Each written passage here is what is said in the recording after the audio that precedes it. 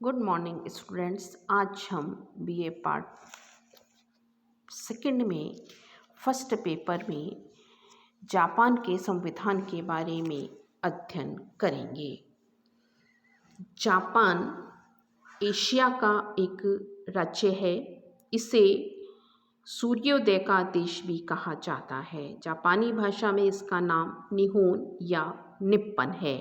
Asia के पूर्व में स्थित इस देश में सबसे पहले सूर्योदय होता है, इसीलिए इसे सूर्य का देश प्रमुख रूप से कहा जाता है। जापान एक संपन्न और एक विकसित राज्य की श्रेणी में रखा जाता है। द्वितीय महायुद्ध में जापान मित्र राष्ट्र के रूप में पराजित हुआ था और जनरल मैकार्थर ने मित्र राष्ट्रों की ओर से जापान पर नियंत्रण स्थापित कर लिया था।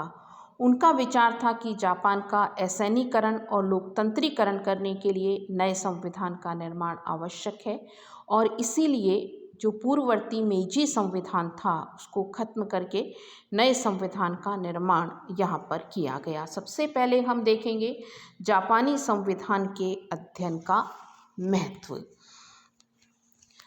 पहला महत्व है जापान एक महानतम आर्थिक शक्ति है। जापान एशिया में ही नहीं अपितु समस्त विश्व में आर्थिक और औद्योगिक शक्ति के रूप में स्वीकार किया जाता है। आधुनिक स्रोतों का अभाव होते हुए भी जापान ने आर्थिक और तकनीकी क्षेत्र में नए कीर्तिमान स्थापित किए हैं और आज विश्व के समृद्धतम देशों में इसे स्वीकार किया जाता है। छोटा आकार होते हुए भी जापान अपने आप को विश्व की एक महान आर्थिक शक्ति बनाने में सफल रहा है। सेकंड है जापान एशियाई नवजागरण का प्रेरणा स्रोत है।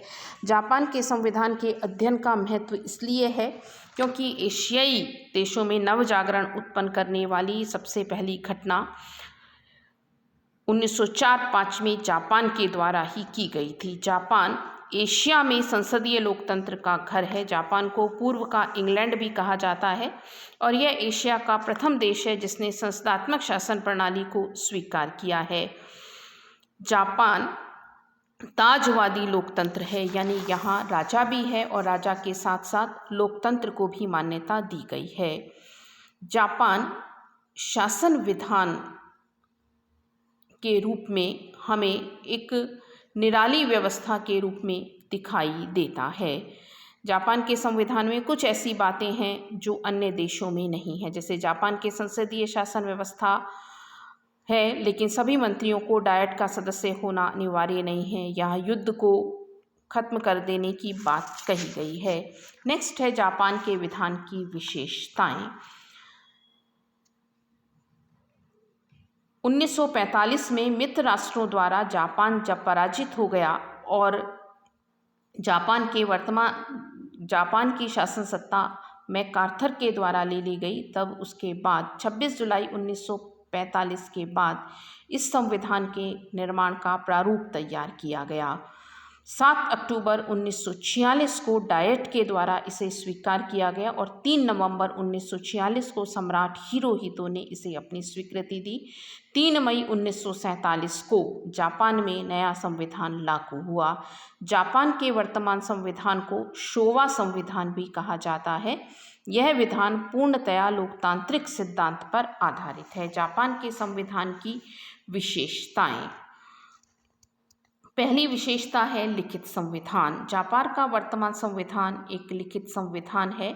एक समिति के द्वारा इसका निर्माण किया गया है। इस संविधान में एक प्रस्तावना, 103 अनुच्छेद और 11 अध्याय हैं। पहला अध्याय सम्राट की स्थिति, दूसरा अध्याय युद्ध का परित्याग, तीसरा अध्याय नागरिकों के अधिकार और कर्तव्य, चौथा अध्याय डायट, पांचवा अध्याय मंत्रिमंडल, छठा अध्याय न्यायपालिका, 7वें अध्याय में वित्तीय प्रबंध, 8वें अध्याय में स्थानीय स्वशासन, 9वें अध्याय में संविधान संशोधन की प्रक्रिया, 10वें अध्याय में संविधान की सर्वोपरिता और 11वें अध्याय में कतिपय पूरक अनुच्छेद शामिल किए गए हैं।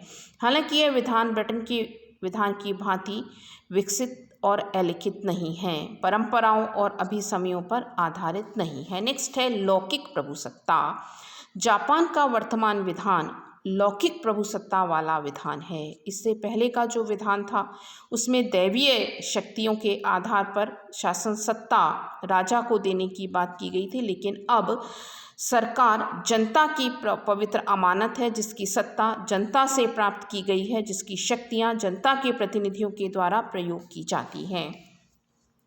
थर्ड है लोकतंत्रीय संविधान। जापान का संविधान ब्रिटिश संविधान की भांति राजतंत्रात्मक होते हुए भी पूर्ण रूप से लोकतंत्रात्मक है। सम्राट का पद केवल औपचारिक है। संविधान ने सर्वोच्च सत्ता जनता में निहित की है और सम्राट केवल मात्र शक्ति शून्य है, यानी वो एक रबर स्टैंप या एक गोल्डन जीरो के समान है। संवैधानिक सर्वोच्चता। भारत और अमेरिका की तरह यहाँ संविधान की सर्वोच्चता को मान्यता दी गई है। संविधान राष्ट्र का सर्वोच्च कानून है। कोई भी कानून, अध्यादेश, साम्राज्यवादी राजज्ञा अथवा सरकार का अन्य कोई कार्य अथवा उसका कोई भाग यदि इन धाराओं के अनुकूल न हो तो कानूनी शक्ति और मान्यता नहीं रखेगा। न्यायिक पुनरावलोकन की व्यवस्था है और संविधान की रक्षा न्यायालय करता है। सीमित राजतंत्र। मेइजी विधान में राजा के दैवीय अधिकार को स्वीकार किया गया था, लेकिन और सम्राट को सूर्य का वंशज माना जाता था। शासन व्यवस्था का वो आधार था, लेकिन अब निरंकुश नहीं, अब सीमित राजतंत्र है। राजा जनता की एकता का प्रतीक है। उसकी स्थिति का स्रोत जनता की इच्छा होगी, जिसके पास सार्वभौमिक शक्ति है, यानी जनता अब सर्वोच्च है। युद्ध का परित्याग।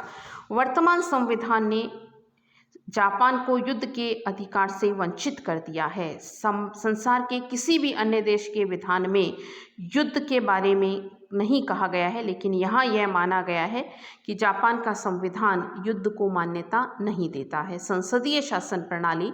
संसदात्मक शासन प्रणाली को माना गया है। राजा संवैधानिक प्रमुख है और वास्तविक शक्तियां मंत्रिमंडल में है। कार्यपालिका व्यवस्थापिका में सामंजस्य है। शक्ति पृथक्करण को यहाँ मान्यता नहीं दी गई है।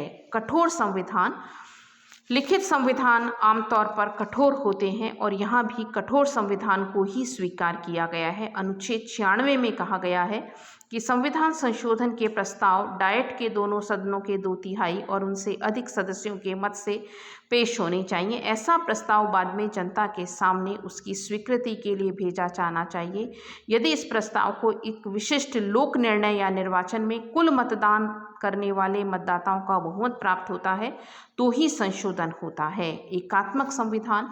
जापान में एकात्मक स्थिति को मान्यता दी गई है, यानी यहाँ शक्तियों का विभाजन नहीं है। सारी की सारी शक्तियाँ केंद्रीय सरकार को सौंप दी गई हैं। केंद्रीय सरकार प्रशासन की दक्षता के लिए कुछ शक्तियाँ अपनी इकाइयों को दे देती है और इच्छानुसार उन्हें वापस भी ले लेती है। स्वतंत्र न्यायपालिका। जापान में अमेरिका और भारत के समान स्वतंत्र न्यायपालिका है। संविधान द्वारा एक स्वतंत्र सर्वोच्च न्यायालय की स्थापना की गई है। न्यायालयों के न्यायाधीश को केवल महाभियोग के माध्यम से ही हटाया जा सकता है। उनके कार्यकाल में उनके वेतन में कोई कमी नहीं की जा सकती है। सभी न्यायाधीश अपने कार्यों में स्वतंत्र होते हैं। मौलिक अधिकार तथा कर्तव्य। संविधान में जनता के अधिकार और कर्तव्यों की चर्चा की गई है और व्यापक अधिकार नागरिकों को प्रदान किए गए हैं। भाषा और अभिव्यक्ति की स्वतंत्रता, बंदीकरण से मुक्ति, शिक्षा प्राप्त करने का अधिकार, धार्मिक स्वतंत्रता जैसे विभिन्न अधिकारों की व्यवस्था संविधान में की गई है। द्विसदनात्मक व्यवस्थापिका। संविधान के अनुच्छेद 42 के अनुसार डायट राज्य शक्ति का सर्वोच्च और एकमात्र विधि निर्मात्री संस्था है जो प्रतिनिधि सदन और सभासद सदन से मिलकर बनी है। प्रतिनिधि सदन जनता का प्रत्यक्ष प्रतिनिधित्व करता है। वर्तमान में इसमें 480 सदस्य हैं जो 4 वर्ष के लिए निर्वाचित होते हैं। इनमें से 300 सदस्य एकल सदस्य निर्वाचन क्षेत्रों से चुने जाते हैं तथा बाकी 11 पृथक निर्वाचन ब्लॉकों से दलीय सूची के आधार पर चुने जाते हैं। सभासद सदन के सदस्य 6 वर्ष के लिए निर्वाचित होते हैं। स्थानीय स्वशासन। शासन प्रणाली का एकात्मक रूप अपनाते हुए जापान में स्थानीय स्वायत्त शासन के सिद्धांत को स्वीकार किया गया है और यहाँ पर स्थानीय स्वशासन की इकाइयों को संपन्न बनाने की कोशिश की गई है। इस तरह से हम यह मानते हैं कि जापान का संविधान प्रमुख रूप से एक ऐसा विधान है जो अमेरिकी अधिकारियों के मार्गनिर्देशन में तैयार किया गया था। हालांकि जापान की जनता की इच्छाओं को यह प्रतिबिंबित करता है। यह एक ऐसी लोकतांत्रिक शासन व्यवस्था की स्थापना करता है जिसके अंतर्गत कार्य करके जापान आर्थिक विकास की लंबी छलांग लगा सका है। धन्यवाद।